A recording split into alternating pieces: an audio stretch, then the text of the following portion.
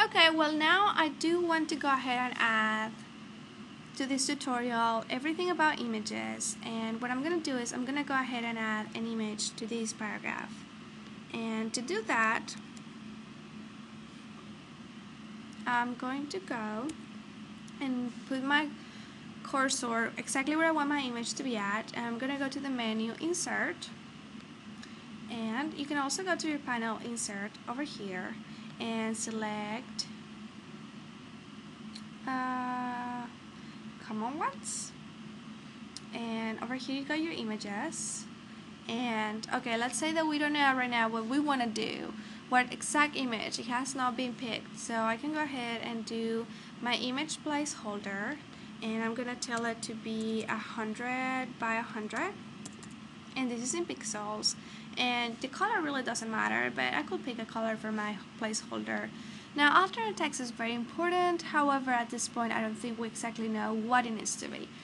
Why is alternate text so important? The reason is because a lot of people, they don't let the images show in their browsers. I mean, there's a lot of people who is very precautious about the privacy on the computer, therefore they deactivate the images. Well, they still can know what was supposed to be there. Instead of seeing just white holes, they'll know that it was an image. And let's say that this image was about a thumbnail about the event. They'll know thumbnail about event. So that's what you need to call your alt text, something that is very relevant and informational for those users. Now, there is also those users who are actually visually impaired.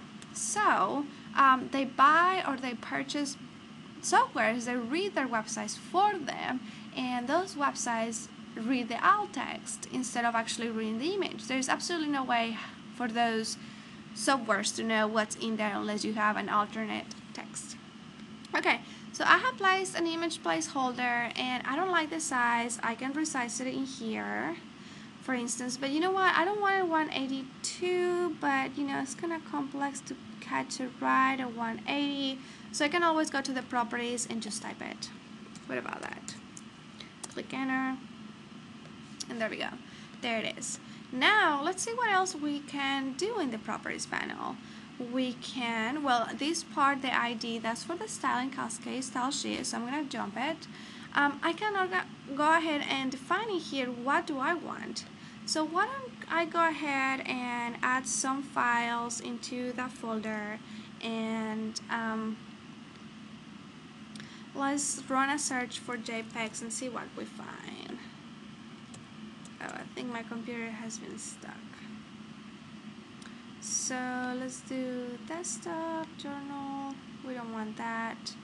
We'll do documents, and we'll do, I wonder if there's any here. There's none. So, yep, no working. There we go. Let's find some in here. Images. So let's go ahead, and these are pretty big images. I don't want to use those.